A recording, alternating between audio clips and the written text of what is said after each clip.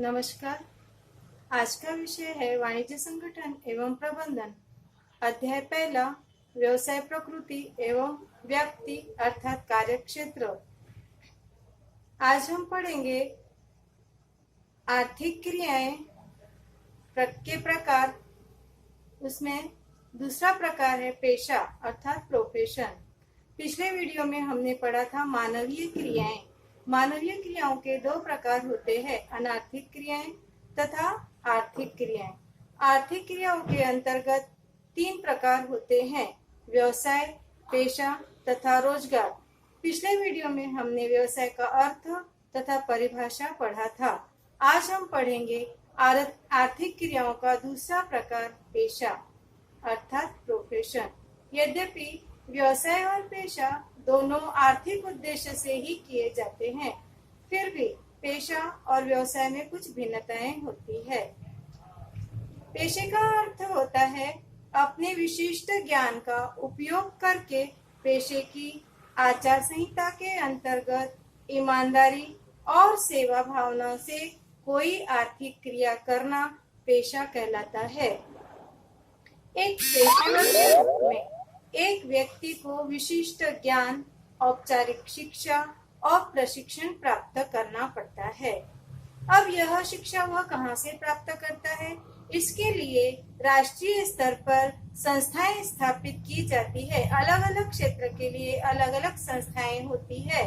जैसे chartered accountant के लिए ICAI अर्थात institute of chartered accountants of India, और वकील के लिए the bar council of India, और डॉक्टर बनने के लिए द इंडियन मेडिकल काउंसिल संस्थाएं होती है।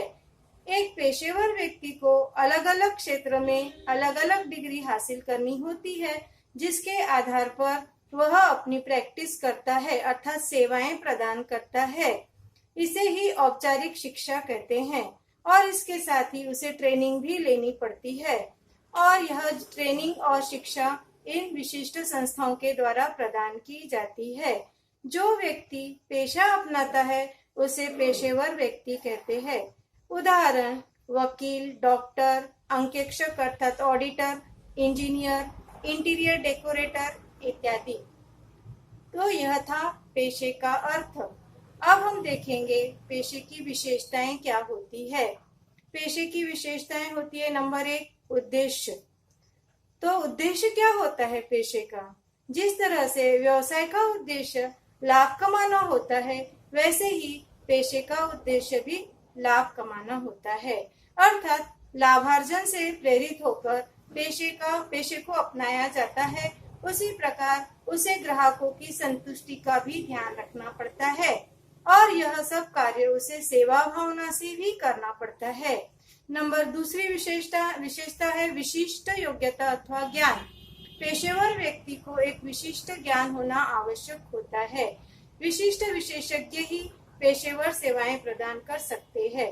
बिना किसी विशिष्ट ज्ञान एवं योग्यता अथवा शिक्षा के कोई भी व्यक्ति पेशा नहीं कर सकता है।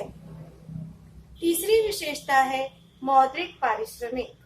जिस प्रकार व्यवसाय में वस्तुओं का क्रय विक्रय होता है, इस पेशे में यहाँ जो व्यक्ति पेशा कर रहा होता है वह सेवाएं प्रदान करता है, जिसके बदले में उसे फीस प्राप्त होती है।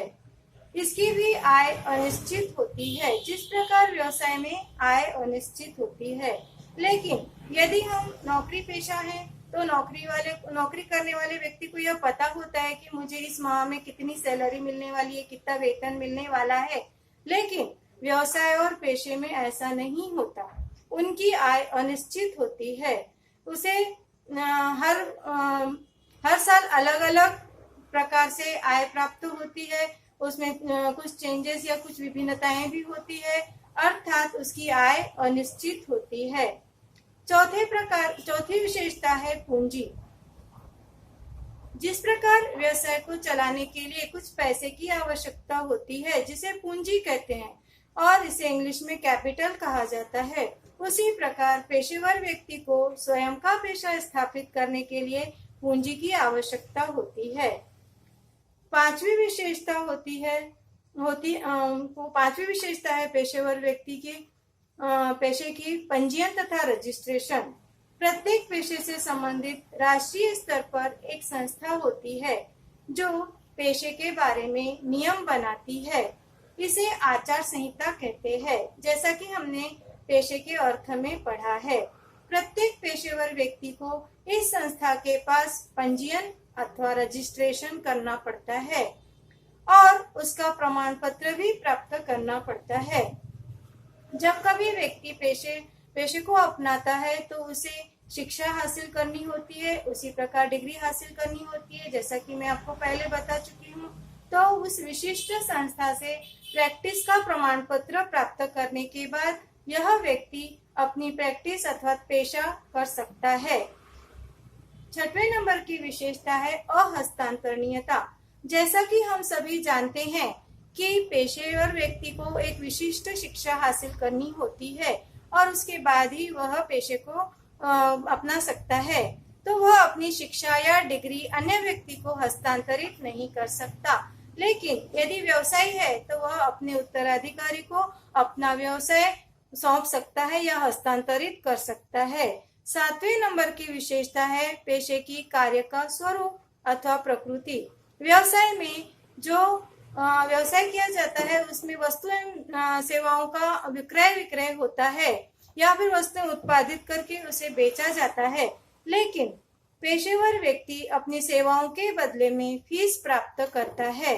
यह थी पेशे की 7 विशेषताएं।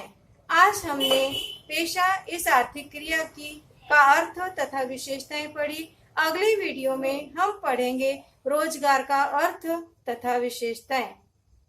तब तक धन्यवाद। नमस्कार।